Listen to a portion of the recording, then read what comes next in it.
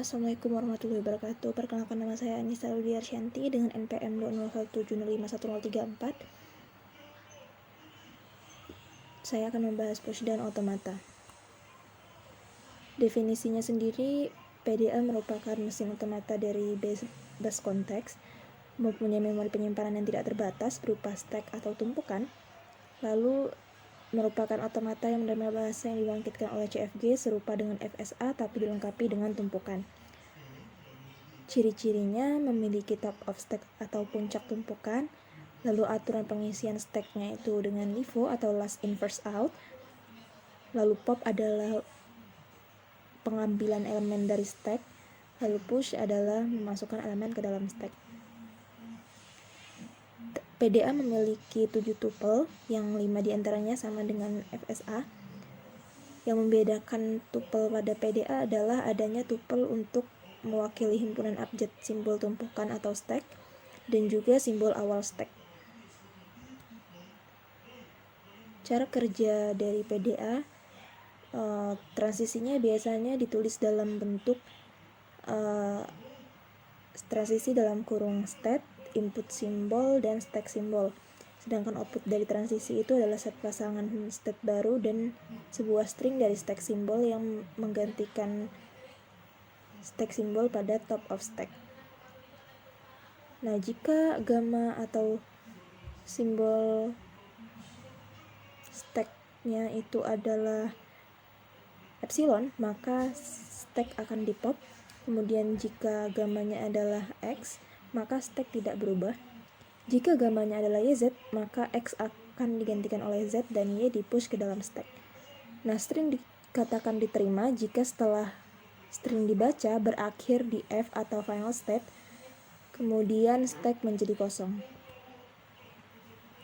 Contohnya di sini adalah mesin PDA yang menerima bahasa epsilon 01, 001, 000, 111.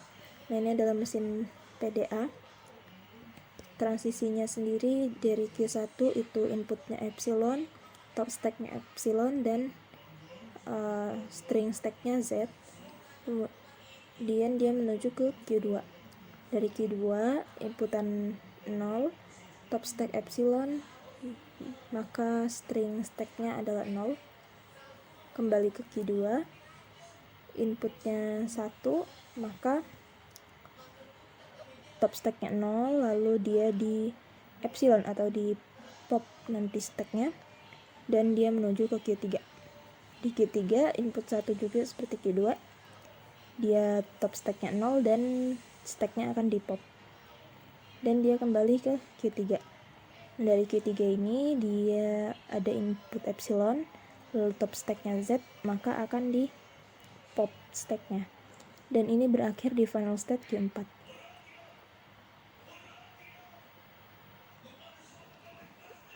Maaf, ini harusnya.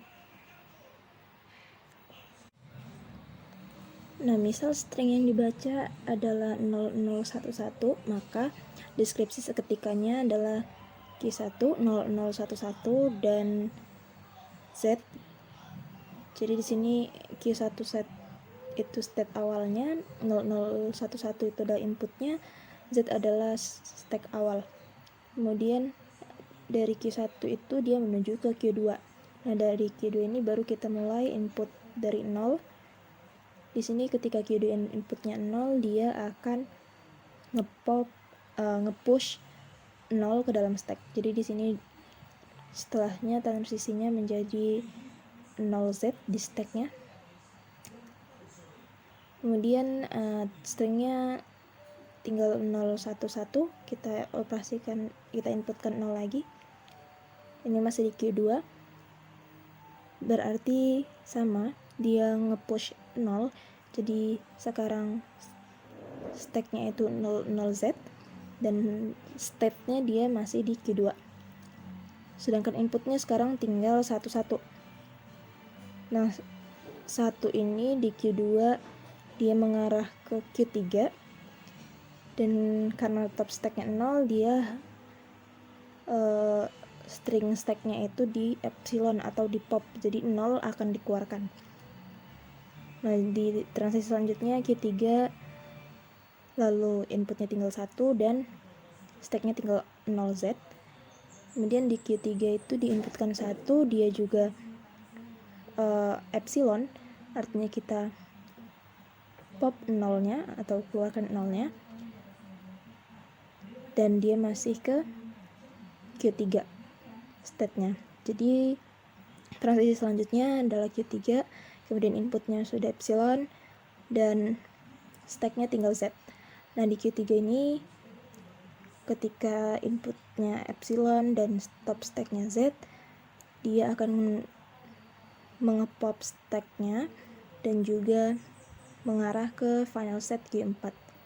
Jadi di sini Q4 inputnya epsilon dan stacknya epsilon. Nah karena tadi sebelumnya sudah kita lihat syarat string diterima itu jika berakhir di final state dan juga stacknya kosong.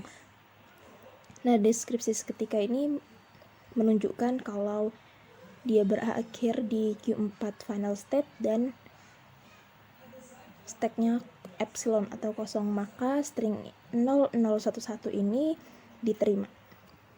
Baiklah, sekian dari saya. Terima kasih. Wassalamualaikum warahmatullahi wabarakatuh.